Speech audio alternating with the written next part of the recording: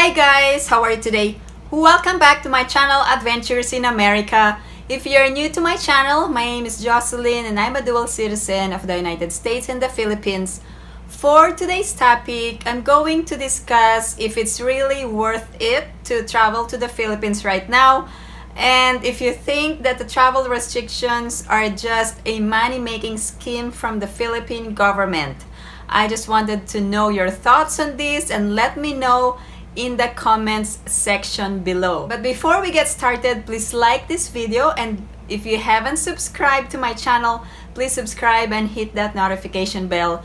I always welcome new subscribers. Currently, Philippines is not yet open for international tourism, and there is currently a travel ban imposed against 10 countries. However, for those eligible passengers such as Filipinos, former Filipinos, dual citizens, and foreign nationals such as a foreign spouse or a foreign parent or other foreign nationals who have valid and existing visas, do you think that the Philippine government is just imposing a money-making scheme by compelling passengers to undergo mandatory hotel quarantine even though you are fully vaccinated? There are a lot of Filipinos in the US, and also there are American fiancés of Filipino nationals in the Philippines, and they are interested in coming to the Philippines as soon as the Philippines reopens for international tourism. However, Filipinos in the US are really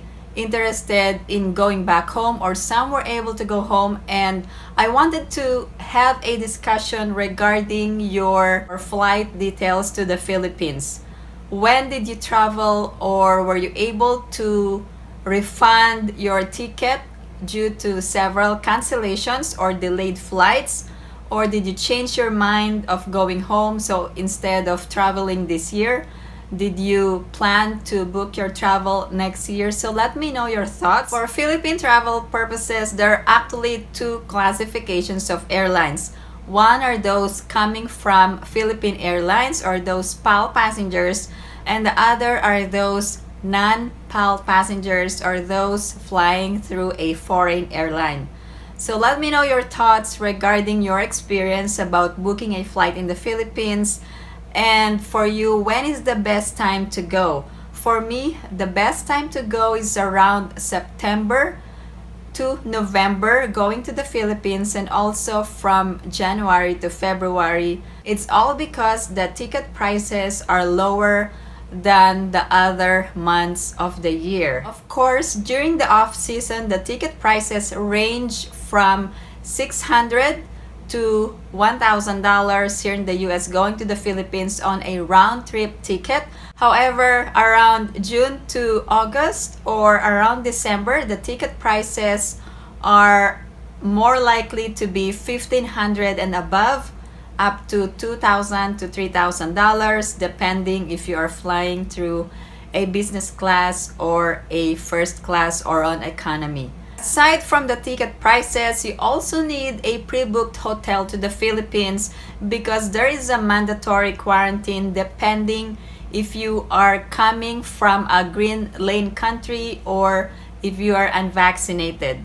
So you needed to book a hotel either for 7 days or 10 days, and it's going to cost money just to book for a hotel, especially if you're traveling with your family. So aside from the hotel costs, you also needed to budget for food and transportation for the whole duration of your quarantine stay in these hotels. So if you recently traveled in the Philippines, let me know your travel experience and where did you book for a hotel for your quarantine stay in the Philippines. Let me know your thoughts if you encountered any issues during your quarantine stay in the Philippines, and if you don't mind, how much did you pay, and if you were able to stay together with your family or your child or children. If there are any hotel recommendations that you would like the viewers or other passengers to know, please post them in the comment section below. I would really appreciate it if you will share your experience with us. Also, aside from the hotel requirements, you also needed to undergo a mandatory swab test either on the 7th day or on the 5th day, depending on your quarantine requirements. Currently, there are 4 ports in the Philippines: Manila, Cebu, Clark, and Lawag.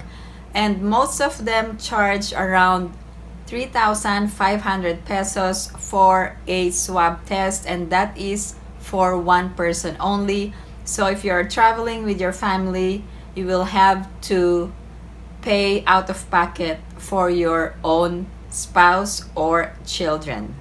Of course, you need to have your pocket money when visiting the Philippines because you have your families or relatives and friends who are going to meet you once you get home.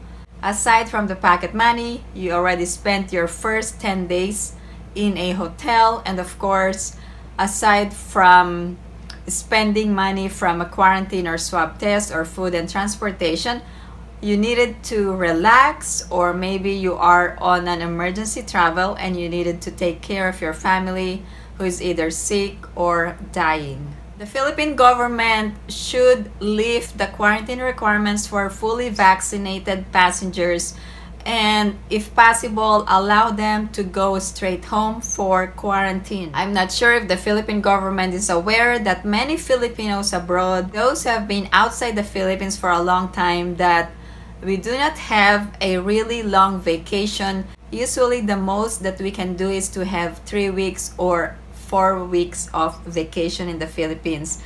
And the first 2 weeks is already spent in a hotel facility. I hope the Philippine government will reconsider its rules for quarantine requirements for all passengers who are fully vaccinated. At the most, you will have to spend at least $3,000 just for your plane ticket and hotel requirements, and including your food and transportation.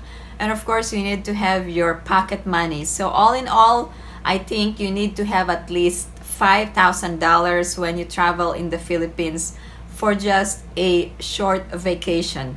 And it's only for just one person. So if you have another family member with you, including your spouse or your children, you need to have a huge budget to stay in the Philippines for at least 3 weeks or 4 weeks. Of course, we haven't even talked about domestic travel in the Philippines, where you wanted to visit a tourist area or you wanted to bring your family and friends and get together.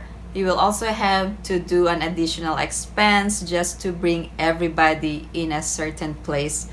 Also, depending on the age requirement, the community quarantine level in a certain area to visit. So let me know your thoughts regarding the travel restrictions, such as the mandatory hotel quarantine for fully vaccinated individuals. And if you think this is a money-making scheme of the government, then let me know your thoughts in the comment section below.